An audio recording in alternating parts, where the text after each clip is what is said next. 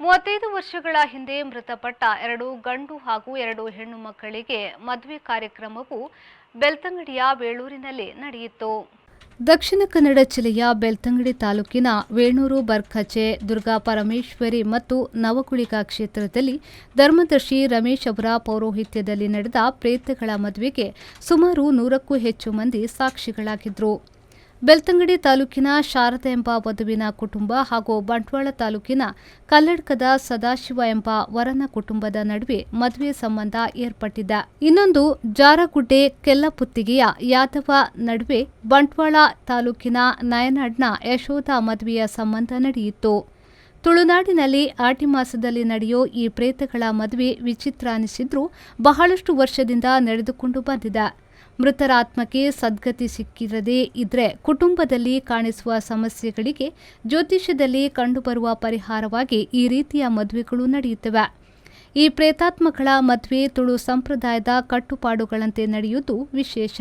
ಪದ್ಧತಿ ಪ್ರಕಾರ ಅಂತ ಚಿಕ್ಕವರು ಇರುವಾಗಲೇ ತೀರಿದ ಮೇಲೆ ಅವರಿಗೆ ಏನು ಸದ್ಗತಿ ಮಾಡ್ತೇವೆ. ಮಾಡುವುದಾದರೆ ಮದುವೆದ್ದು ನಮಗೆ ಇದು ಯೋಚನೆ ಇಲ್ಲ. ಯೋಚನೆ ಇದ್ದರೆ ಅವರು ಬೆಳೀತಾ ಬಂದ ಮೇಲೆ ನಮಗೆ ಮದುವೆ ಇದು ಪದ್ಧತಿ ಆಗಬೇಕು, ನಿಮಗೆ ಆಗಿದೆ, ಹಾಗೆ ನಮಗೆ ಸಹ ಆಗಬೇಕಂತ ಅವ್ರು ಹೇಳ್ತಾರೆ ಅಂತ ಎಲ್ಲ ಫಸ್ಟ್ನಲ್ಲಿ ಕೇಳಿದಾಗ ಗೊತ್ತಾಗೋದು. ಅವ್ರು ಹೇಳೋದಂತ ಹಾಗೆಲ್ಲ ಫಸ್ಟಲ್ಲಿ ಕೇಳುವಾಗ ಅವ್ರು ಹೇಳ್ತಾರೆ ಹಾಗೆ. ಆಮೇಲೆ ಒಂದು ಹುಡುಗ ಇಲ್ಲಿ ಉಂಟು ಅವರವರು ನಮ್ಮ ಸಂಬಂಧಿಕರು ಪರಿಚಯ ಮಾಡಿಕೊಂಡು ಅವರ ಹತ್ರ ನಾವು ಹೇಳಿ ಮತ್ತು ಆ ಗಂಡನ ಕಡೆಯವರನ್ನು ಕರೆಸಿ ಹೆಣ್ಣಿನ ಕಡೆಯವರು ಕರೆಸಿ ಇಲ್ಲಿ ನಾವು ಒಟ್ಟಿಗೆ ಆಗಬೇಕು. ಒಟ್ಟಿಗೆ ಆದಮೇಲೆ ನಮ್ಮ ಬರಿ ಬಂಧನ ಅಂತಂದರೆ ಆ ಬರಿಗೆ ನಮ್ಮ ಜಾತಿಗೆ ಒಂದು ಬರಿ ಬಂಧನ ಉಂಟು. ಆ ಬರಿ ಬಂಧನ ಹೇಳಿ ಅದು ಸರಿಕಟ್ಟ ಆದಮೇಲೆ ಗಂಡ ಹುಡುಗಿಗೆ ಆಗ್ಬೋದು, ಹುಡುಗಿಗೆ ಗಂಡ ಆಗ್ಬೋದು ಅಂಥೇಳಿ ನಾವು ಹಿರಿಯರು ಕೂತ್ಕೊಂಡು ಮಾತಾಡೋದು.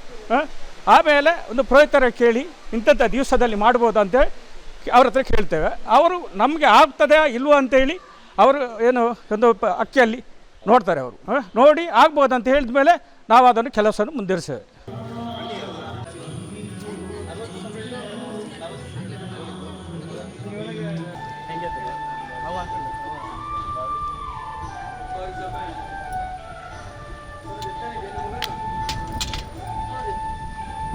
ತಿರ್ಗದು